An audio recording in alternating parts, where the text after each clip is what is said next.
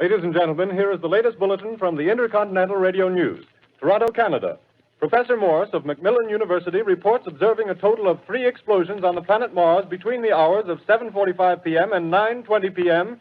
Eastern Standard Time. This confirms earlier reports received from American observatories. Now, nearer home, comes a special bulletin from Trenton, New Jersey.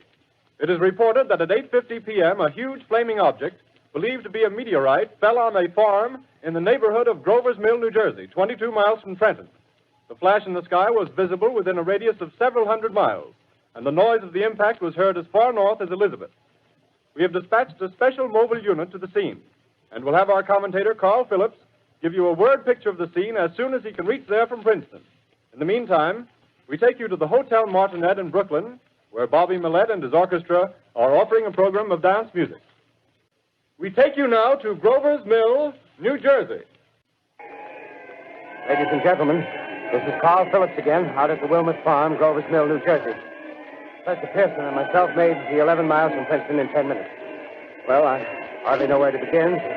Paint for you a word picture of the strange scene before my eyes, like something out of a modern Arabian Nights. Well, I just got here. I haven't had a chance to look around yet. I guess that's it. Yes, I guess that's the thing directly in front of me, half buried in a vast pit.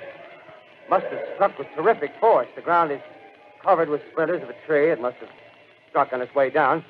But I can see the object itself doesn't look very much like a meteor. At least not the meteors I've seen. It looks more like a huge cylinder. Has a diameter of, what would you say, Professor Pearson? What's that? What would you say, what's the diameter of this? About 30 yards. About 30 yards. The metal on the sheath is, well, I've never seen anything like it. The color is sort of yellowish white. Its curious spectators now are pressing close to the object in spite of the efforts of the police to keep them back. Getting in front of my line of vision. Would you mind standing one side, please? While the police are pushing the crowd back.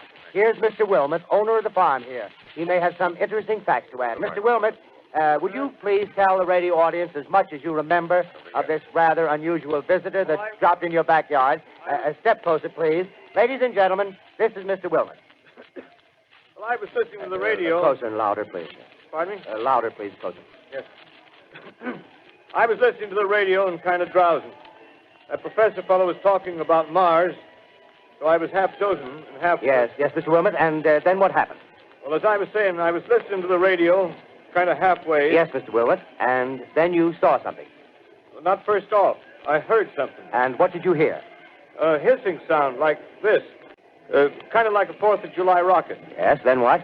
I turned my head out the window and would have sworn I was asleep and dreaming. Yes? I seen a kind of greenish streak and then zingo. Something smacked the ground, knocked me clear out of my chair. Well, were you frightened, Mr. Wilmot? Well, I ain't quite sure. I reckon I was kind of riled. Well, thank you, Mr. Wilmot. Thank you very much. Yeah, you want me to tell No, that's quite all right. That's plenty. Ladies and gentlemen, you've just heard Mr. Wilmot, owner of the farm where this thing has fallen. I wish I could convey the atmosphere, the background of this fantastic scene. Hundreds of cars are parked in the field in back of us, and the police are trying to rope off the roadway leading into the farm, but it's no use. They're breaking right through. The car's headlights throw an enormous spotlight on the pit where the object's half buried. Now, some of the more daring souls now are venturing near the edge. The silhouettes stand out against the metal sheen. One man wants to touch the thing. He's having an argument with the policeman. Now, the policeman wins. Now, ladies and gentlemen, there's something I haven't mentioned in all this excitement, but it's becoming more distinct. Perhaps you've caught it already on your radio. Listen, please. Do you hear it? It's a curious humming sound that seems to come from inside the object. I'll move the microphone nearer. Here. Now, we're not more than 25 feet away. Can you hear it now? Professor Pearson. Yes, Mr. Grover. Can you tell us the meaning of that scraping noise inside the thing? Possibly the unequal cooling of its surface. I say, do you still think it's a meteor, Professor? I don't know what to think. The metal casing is definitely extraterrestrial. Not found on this Earth. Friction with the Earth's atmosphere usually tears holes in a meteorite. This thing is smooth, and you can see its cylindrical Just a minute. shape. Something's happening. Ladies and gentlemen, this is terrific.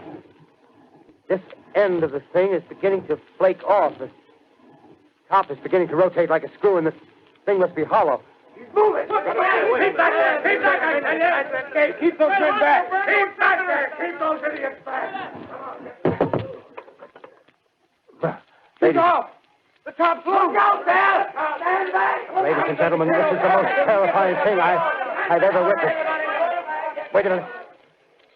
Someone calling someone or something. I can see turning out of that black hole two luminous discs. The eyes, it might be a face, might be almost but heavens, something wriggling out of the shadow like a gray snake. Now it's another one, and another one, and another one. They look like tentacles to me. Oh, yeah, I can see the thing's body. Now it's large as a bear. It glistens like wet leather, but that face, ladies and gentlemen, it's indescribable. I can hardly force myself to keep looking at it. It's so awful. The eyes are black, and they gleam like a serpent. The mouth is kind of V-shaped with saliva dripping from its rimless lips. It seemed to quiver and pulsate, and the monster, or whatever it is, can hardly move. It seems weighed down by possibly gravity or something. The thing's rising up now, and the crowd falls back. They've seen plenty. The most extraordinary experience, ladies and gentlemen. I can't find words. Well, I'll pull this microphone with me as I talk. I'll have to stop the description till I can take a new position. Hold on, will you, please? I'll be right back in a minute. Ladies and gentlemen, am I on? Ladies and gentlemen, here I am, back of a stone wall that adjoins Mr. Wilmot's garden. From here, I get a sweep of the whole scene. I'll give you every detail as long as I can talk and as long as I can see. More state police have arrived. They're drawing up a cordon in front of the pit. About 30 of them. No need to push the crowd back now. They're willing to keep their distance. The captain's conferring with someone. Can't quite see who. Oh, yes, I believe it's Professor Pearson. Yes, it is. Now they've parted, and the professor moves around one side, studying the object, while the captain and two policemen advance with something in their hands. I can see it now. It's a white handkerchief tied to a pole. Flag of truce.